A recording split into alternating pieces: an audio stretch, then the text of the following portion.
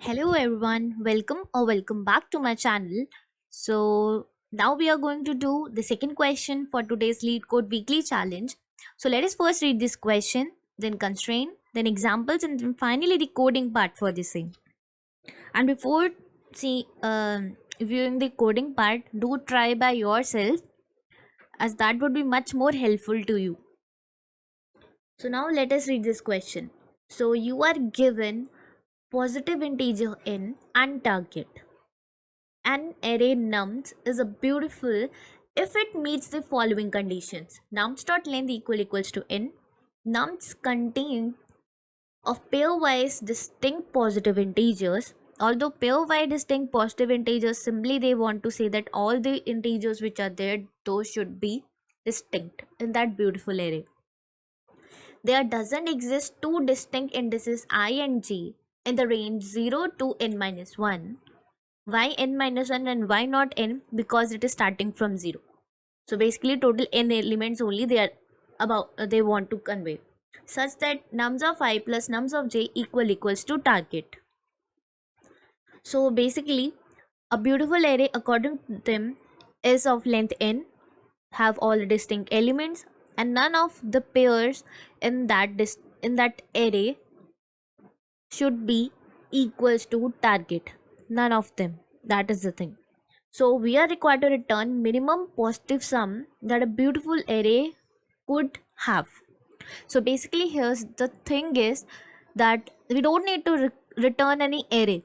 We are required to return the minimum sum which we can obtain from such an array. So in that context, we are not required to maintain any array or something like that. We just need to check that all these conditions are fulfilled, and in that context we can easily go ahead with order of one space complexity as well.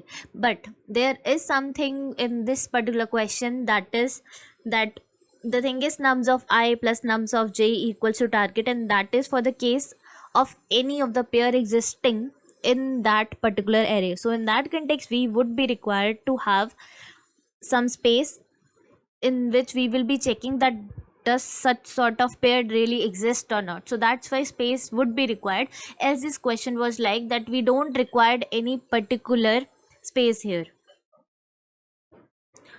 So now let us check for the so now here let us first check for the constraints. So constraints are pretty much high, so that's why we can't go ahead with n square solution, and that's why either we can go ahead with n log n solution or order of n solution here as the time complexity. So in that context we will be coding this question. So now let us first check for this particular, basically let us one by one check for the examples which are given here. So first n is equal to 2, basically the size of the array, beautiful array which would be there, that should be is equals to 2, and the target is 3. Basically none of the elements which are present there in that array should be equals to 3, means sum basically.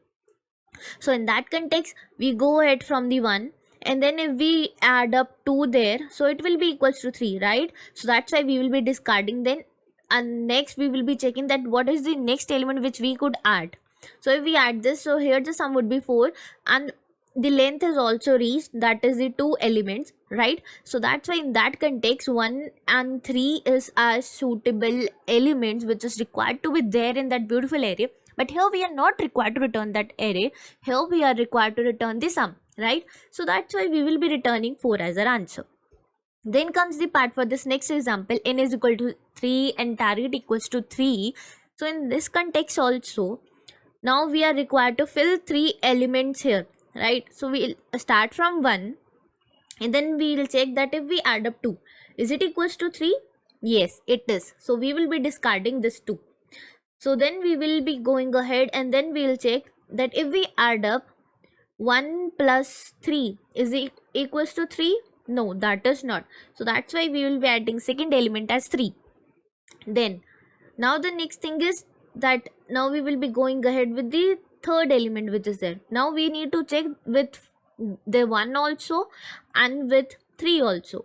So in this the 3 also, So in this context it is 5 and it is 7. So in all these condition it is not equals to 3. So that's why now we will be adding 4 here. So that's why, and now after we obtain the array, we need to sum them up. That is 4 and 4, 3 plus 4, that would be 8. And that is what we are required to return, and that is what we have returned here. So this was for these two examples. Now let us go ahead with third example which is there.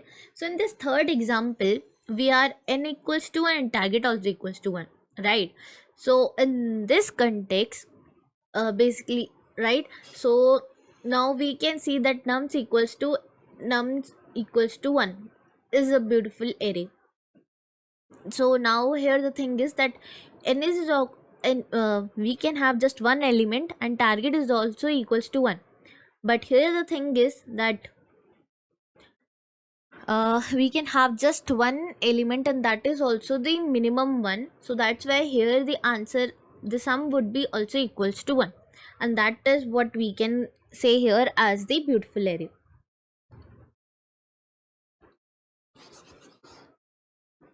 Now let us code this particular question, because the code for this particular, at the time of contest I had derived lot of solution, means I have done with lot of what we say experiments, and then I came to this final solution. So that's why I've just directly coded that up here only.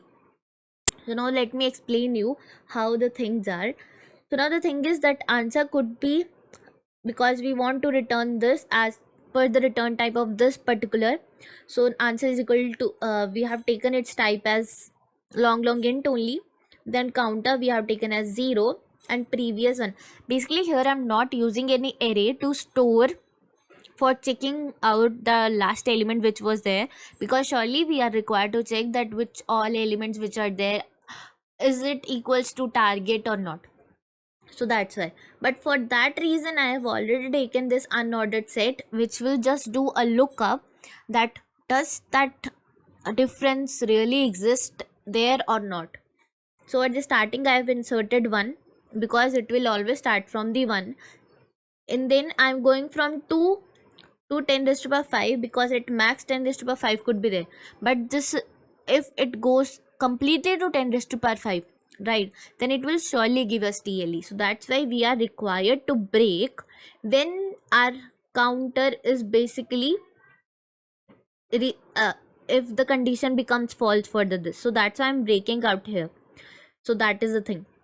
Now comes the part that if, now this is the thing, now here if s dot count, basically if target minus I, means what is whatever the, means basically the I and whatever x which would be there, if this particular and this particular doesn't add up to target, right, then surely this condition won't become true, right? So then only it will enter here. So then we will be inserting our I, incrementing the sum and increasing the counter. This I'm increasing for the reason so that I can easily check that if my counter is less than this n minus 1, so that the array which will be becoming, basically here we are not forming any array, we are just checking with the elements, right? So that's the thing, I'm keeping the counter here, else I would have kept the size of that array, that will also work, but here I'm not forming the array, means why to use some more space. So that's why, and then previous is equals to I, here I'm just using this previous pointer to just keep the count that what was my previous element.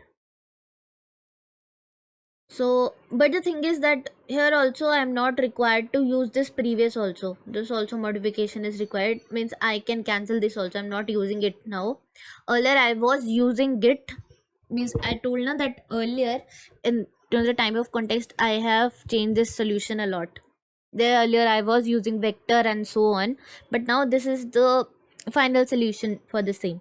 And then here I will be returning the answer, basically the final sum which I will be obtaining. Now comes the part, let me revisit this for you, because I've explained a lot of small chunks here.